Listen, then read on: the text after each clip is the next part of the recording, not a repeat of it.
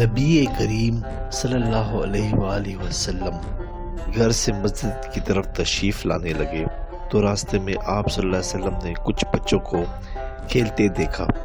انہوں نے اچھے کپڑے پہنے ہوئے تھے۔ بچوں نے سلام عرض کیا تو نبی علیہ السلام نے جواب ارشاد فرمایا۔ اس کے بعد آپ صلی اللہ علیہ وسلم آگے تشریف لے گئے تو ایک بچے کو خاموشی کے ساتھ اداس بیٹھے دیکھا۔ آپ صلی اللہ علیہ وسلم اس سے قریب رک گئے۔ آپ صلی اللہ علیہ وسلم نے اس بچے سے پوچھا، کیا ہوا ہے کہ تم اداس اور پریشان نظر آ رہے ہو؟ اس نے رو کر کہا، اے اللہ کے محبوب، میں یتیم ہوں، میرے سر پر باپ کا سایہ نہیں ہے جو میرے لیے کپڑے لا دیتا۔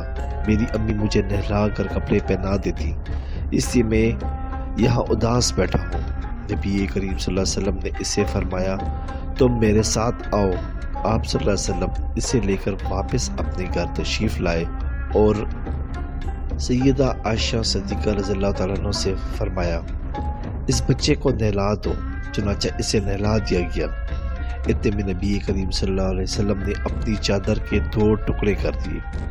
کپڑے کا ایک ٹکڑا اسے تہبند کی طرح باندھ دیا اور دوسرا اس کے بدن پر لپیٹ دیا گیا۔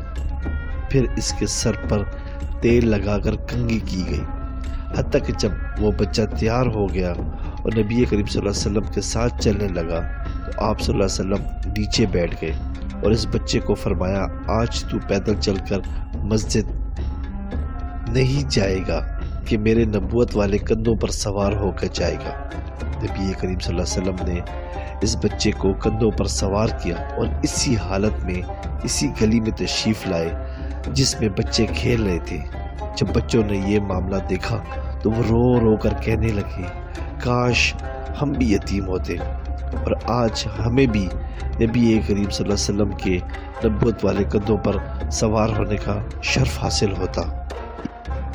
نبی کریم صلی اللہ علیہ وسلم جب مسجد میں تشریف لائے تو آپ صلی اللہ علیہ وسلم ممبر پر بیٹھ گئے تو وہ بچہ نیچے بیٹھنے لگا۔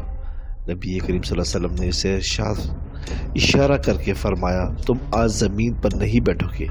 چنانچہ آپ نے اس بچے کو اپنے ساتھ ممبر پر بٹھایا اور پھر اس کے سر پر ہاتھ رکھ کر ارشاد فرمایا کہ جو یتیم کی کفالت کرے گا اور محبت و شفقت کی وجہ سے اس کے سر پر ہاتھ پھیرے گا، اس کے ہاتھ کے نیچے جتنے بال آئیں گے اللہ پاک ان کے نام اعمال میں اتنی ہی نیکیاں لکھ دیں گے۔ جزاک اللہ۔